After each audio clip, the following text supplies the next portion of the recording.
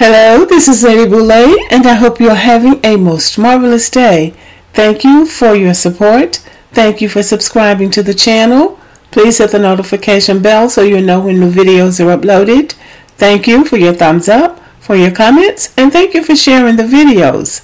Thank you for all you do to support the channel. If you'd like to have a topic discussed, let me know in the comments section or email me at ladyboulay8596@aol.com. And I do appreciate those who have made suggestions. Thank you very much. A few months ago, I made a video entitled Why So Many African Americans Think They Came from Kings and Queens. I got a lot of pushback from non-African Americans trying to assure me that there's no possible way that African Americans could come from royalty, and that I was just saying something to make me or us feel good about ourselves. Well, first of all, I feel fine about myself, and I know what I was talking about. African Americans came from kingdoms in Africa. And I wish these people were as interested in their own history as they are in history of African Americans, trying to tell us who we are and who we are not. Slavery affected all of the people of Africa of all social classes, including the royal families, because they were attacking each other. These tribes were attacking each other. And when they attacked and they defeated a tribe, they took everybody, including the king and all of his family.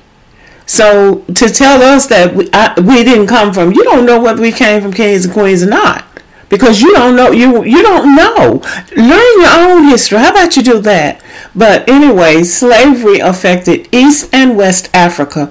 East Africans went into slavery in Asia and what they call the Middle East, which is no such thing as the Middle East, but they went into slavery in that part of the world. We were involved on the west side of Africa, the transatlantic slave trade. So we came across the Atlantic Ocean, but they went into Asia and maybe some went into Europe. But slavery affected all of Africa, and it affected all social classes.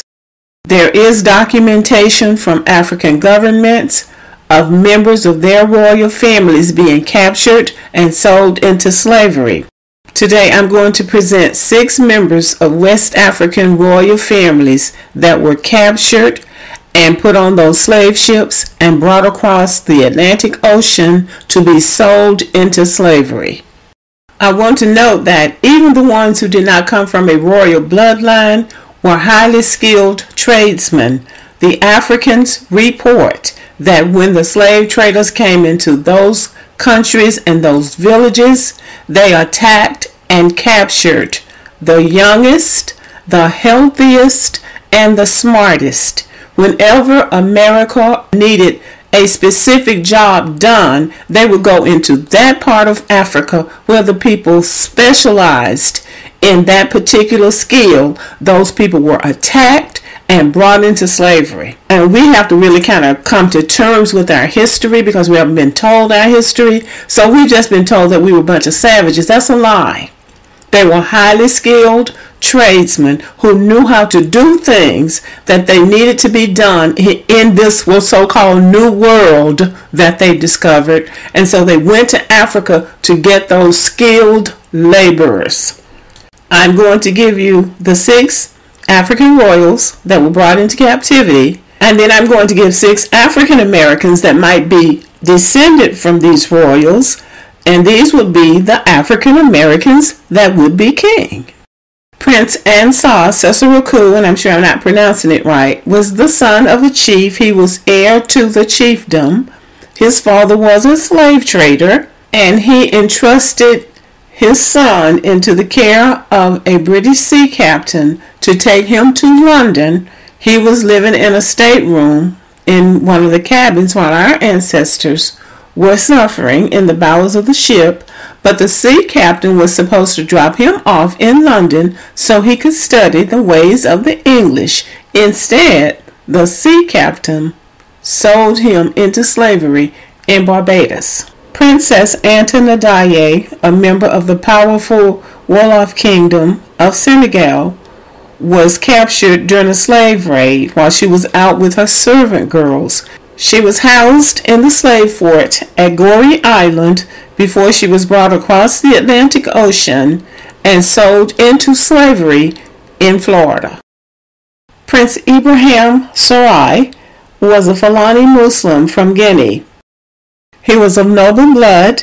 When he was 26 years old, his father bestowed on him the title Emir. He was put in charge of a 2,000-man military. When he was on a military operation, no doubt, looking for slaves himself, he was captured, put on a slave ship, brought across the ocean, and sold into slavery in Natchez, Mississippi.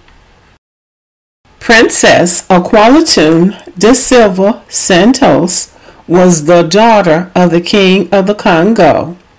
She was a warrior princess. She was in charge of a 10,000-man army that she led into battle against Portugal. They were fighting the Portuguese for their independence. At the Battle of Mbuila, and I'm sure I didn't pronounce that right, the princess lost. She ended up captured, put on a slave ship, brought across the ocean, and sold into slavery in Brazil. Prince Ayuba Diallo of Senegal was the grandson of the founder of the Bantu Nation.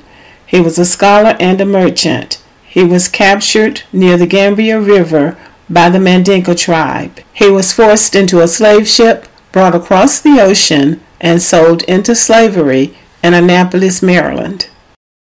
King Tonki was a Fonte king from the Gold Coast, which is modern-day Ghana. He was a slave trader and a merchant.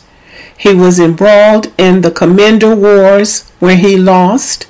He was defeated, captured, put on a slave ship, and brought across the ocean, sold into slavery in Jamaica.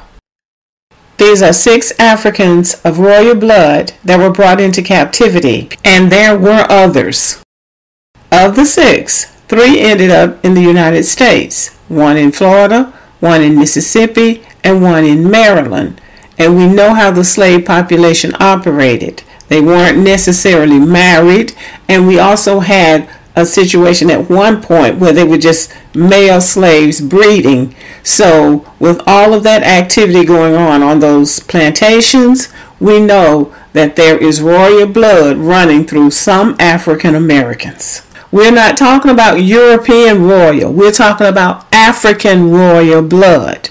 So I'm going to do a countdown of 6 that could be descendants of these African royals. But there are some criteria that they have to meet in order to be among the 6.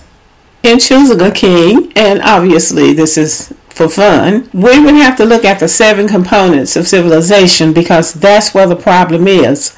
The 7 components of civilization working effectively would build a strong kingdom. Those 7 components are social structure and family, science and technology, economy and trade, religion, arts and education, geography and agriculture, and government and leaders.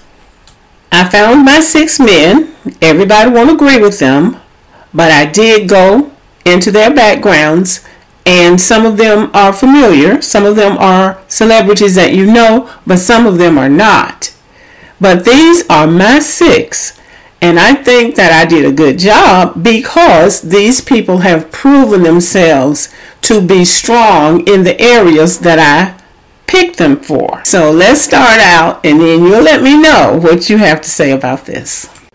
Number 6 is Russell Wilson. Russell Wilson is a professional football quarterback for the Seattle Seahawks. He was chosen because he has strong family values. We see that in the way he behaves and in the way that he speaks about family, particularly his wife, Sierra. Russell Wilson has taken on the responsibility of parenting a child that is not his own. And you can't tell the difference when you see him interacting with that child than his own children by Sierra. Additionally, he has reached out to the child's siblings through his father, and taken on the financial responsibility of providing scholarships for those children so that they won't be left behind because he's providing for his stepson. So I believe that this speaks of character, of goodwill, and just plain old decency. So I chose him for number 6. Number 5 is another athlete, LeBron James, who plays professional basketball with the Los Angeles Lakers. He was chosen not only because of strong family values, but because of his interaction and input giving back to the community that he came from. He has shown by word and deed that he's his own man and he stands in his own strength. When the owner of the Clippers professional basketball team made insulting and racist remarks about African Americans, LeBron James took a stand and said he was not going to play basketball again as long as that man was the owner of that team. Everybody thought it was a bold move. It was a bold move. It was a bold move. But he stood by his word, and the next thing we knew, the man was no longer the owner of that team. That showed leadership, it showed courage, and it showed respect for himself as a black man. And that is why he is a candidate for King of the African American people. Our 4th candidate for King of the African American people is Dr. Eddie Glaude Jr. Dr. Eddie Glaude Jr. is the James S. McDonald Distinguished University Professor of African American Studies at Princeton University. He's also the chair of the Center for African American Studies and the chair of the Department of African American Studies. The reason Dr. Eddie Glaude Jr. is so high on this list is that he understands the mission for this particular time in our history. He is a highly respected scholar of education, but he's also a highly respected scholar of religion. Religion is a very important key to the restoration and the progressive development of African American people. It is something that we lost on the slave ships, along with our names, our tribes, and our family affiliations. Religion, the belief in a higher power, is at the center of all of our lives. There is a place inside of us for worship. Denying or refusing to do it causes confusion and an emptiness that sends an individual off looking for fulfillment but never finds it. In restoring African Americans to wholeness, the Supreme Being has to be returned to the center of our lives, and our bodies have to be respected as temples of the Holy Spirit. Otherwise, we will just become another group of people in search of more and more material and physical gratification. We are in need of the training, the education that we need to restore us back to humanity and to restore us back to the Supreme Being. I believe a man like Dr. Eddie Glaude, who has been able to reach a high level of success in academia, who is an attractive African American man who has status, but interestingly enough, it just seems like he hasn't let that go to his head, and that is very unusual for a black man. Now, I'm sure he has confidence in himself. Nobody wants to deal with a man that doesn't have confidence in himself. But that confidence is supposed to be done to uplift and to build up. And I'll say the body of Christ, but I'm going to say the body of humanity. And I believe that if leadership like that is what we're in need of if we're going to be made whole. So this is why I think that Dr. Eddie Glaude Jr., who is married, I didn't find a lot of pictures of his family that leads me to believe that they don't like to be out there on, in public places, but he's married to a beautiful African American woman, and he has a very handsome son. They have a very handsome son. So I'm saying Dr. Eddie Glaude Jr. would be a wonderful candidate for King of the African American people. The third candidate for King of the African American people is Ulysses Lee Jr. Bridgman. He is an American businessman and former professional basketball player. He played professional basketball for 12 years before retiring in 1987. During the off-season of his playing career, he worked and learned the business model of Wendy's fast food restaurant franchise. After retiring from the NBA, he invested in franchises and eventually owned over 100 various Wendy's and Chili's restaurants. As president and CEO of Bridgman Foods Incorporated, in 2017, Mr. Bridgman became a bottler for the Coca-Cola Bottling Company, and in 2018, he signed a letter of intent to buy bottling operations in Canada. In 2020, Mr. Bridgman bought our beloved Ebony and Jet magazines after the magazines declared bankruptcy earlier in the year. Mr. Bridgman serves on several important boards. He serves on the board of directors of the Professional Golfers Association. The Naismith Basketball Hall of Fame appointed him to the Board of Governors in 2010. Churchill Downs appointed him to the company's board in 2012. He is also on the Board of Trustees at the University of Louisville, and he is a key member of the Simmons College of Kentucky Board of Trustees. He is a member of the Louisville megachurch Southeast Christian Church. In 2016, Forbes magazine ranked him the fourth wealthiest retired athlete in the world.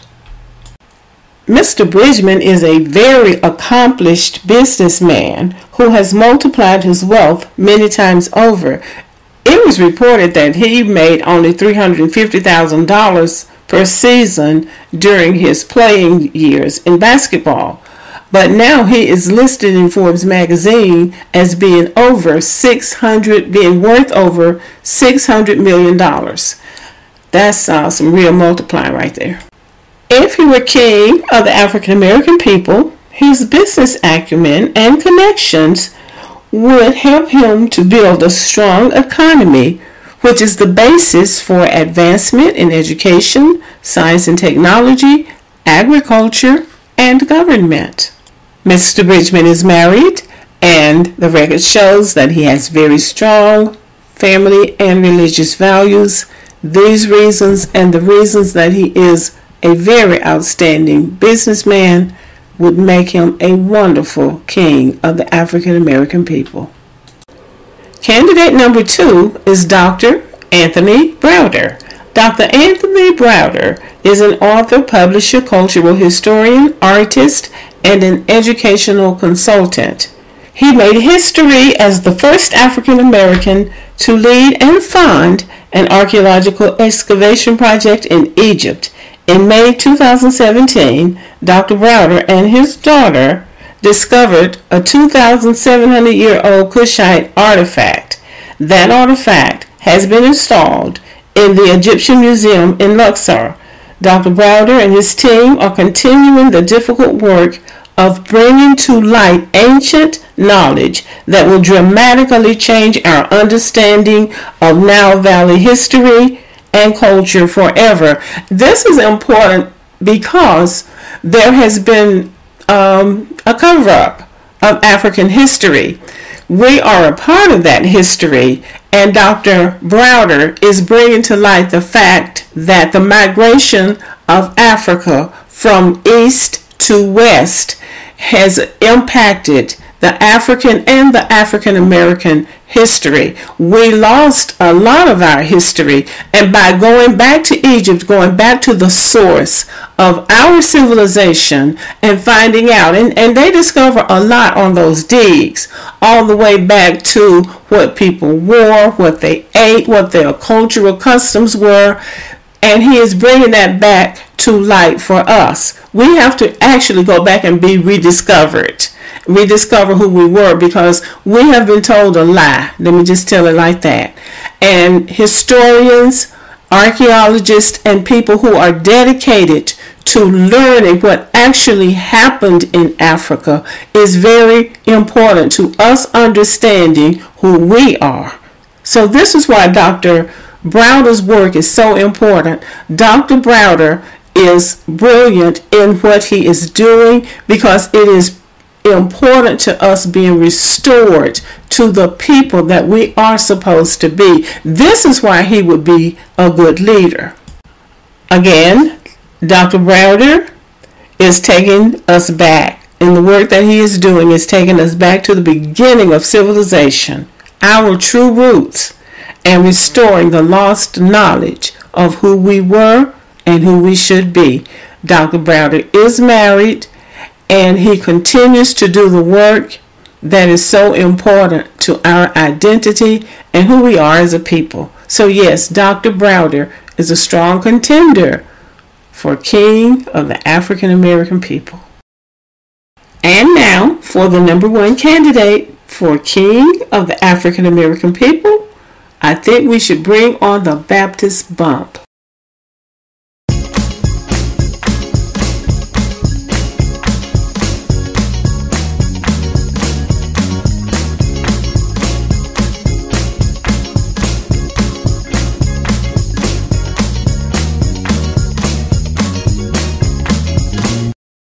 Our number one candidate for King of the African American people is Major General Cedric Terry Wins. General Wins is a retired United States Army general officer. He's a 1985 graduate of the Virginia Military Institute with a bachelor's degree in economics. He was commissioned a field artillery officer in July of 1985.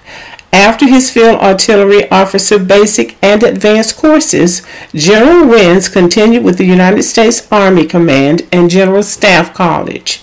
He earned a Master's of Science degree in National Security and Strategic Studies from the National War College and Master's of Science in Management from the Florida Institute of Technology. During his 34 years of military service, he has held leadership and staff assignments in the 7th Infantry Division, in the Department of Army, the Pentagon, Special Operations Command, and the Army Capabilities Integration Center. His deployments include Multinational Force and Observers in Egypt, Program Executive Officer, Afghanistan, Combined Security Transition Command, Afghanistan, Deputy Commander Police, North Atlantic Treaty Organization Training Mission, Afghanistan. This is NATO, so he's doing some kind of training mission in Afghanistan with NATO. His awards and badges include Distinguished Service Medal, Superior Service Medal, the Bronze Star, Joint Chiefs of Staff ID badge, and many, many others. This man was high on the list because a king has to defend and protect his kingdom. This man is more than capable of doing that. He has expertise in military operations, science and technology, and leadership, and economics as well, so he will know how to build an economy.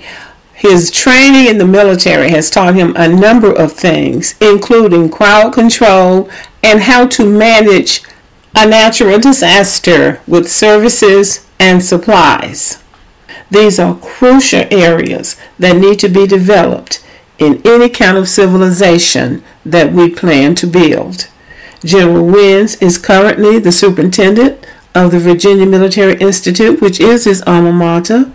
He is the first African American to lead this institution.